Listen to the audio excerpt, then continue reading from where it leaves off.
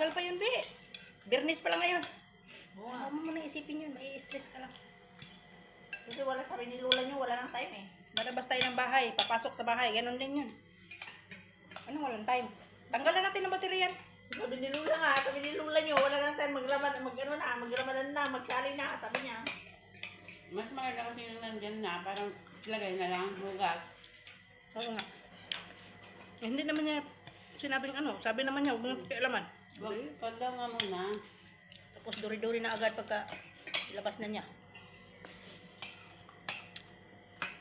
Para lang makita niyang konteto na. Nakalimutan niyo yan ano, yung pinggan na maliit sa loob ng elevator. Sala na ni Ante. Nakita ko kanina yun, hindi ko lang pinuha. Nakita mo pa rin, hindi mo pa lang nilabas. Hindi mo naman alam. Hindi hawak-hawak ko ng vacuum kasi. Uy, may nag-elevator pa. Sabi niya, Sabi niyo?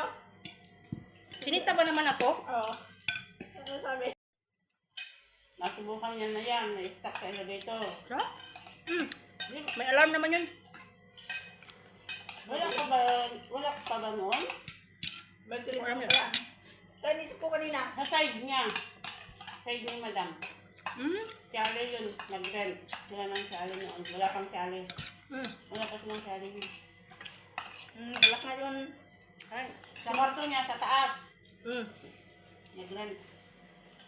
Umakyat, bumaba. Hindi nagbukas yung elevator. Bumaba yung elevator, pero hindi nagbukas. Kaya magsakay kayo ng elevator, huwag kayong magtanggal ng cellphone. Kailangan bit-bit yung cellphone. Sa bagay, may alarm yan eh. Lahat ng elevator may alarm. Ang ginawa na lang, Wang-wang yan, be. Woo! Parang ano ba? May ano yan, siril. Hindi na. inanuan ng walis para may hangin na papasok sa kanya. Iban pagka nandun siya. Hindi niya tinawagan si Marwan. Si Marwan, buti mo na lang, may kaibigan si Marwan na marunong. Saan nangyari yun? Yan? Sali? Kabago pa lang na sali. Ano? Bago pa naman yun. Inano lang ni Sir yun kasi ginagawang cabinet no ng elevator. Taguan. Parang leksyon ba sa kanya? Lahat lang pa, stuck sa elevator, hindi pa ipalabas.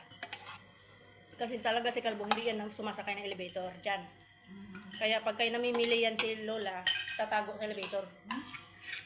Di ba guys? Kaya dami-dami ng ano. Pinatago dun sa kwarto ni Lola. Ano naman?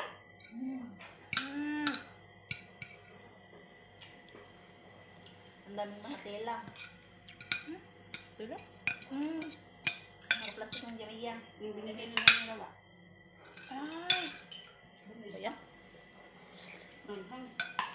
Tapos abutin na naman siya ng tamad yan at mga limot-limutan. Patagal na naman yan. Hanggang malamog-lamog na naman yan. Para na naman ah. Wala nang siyang malalagyan sa pera.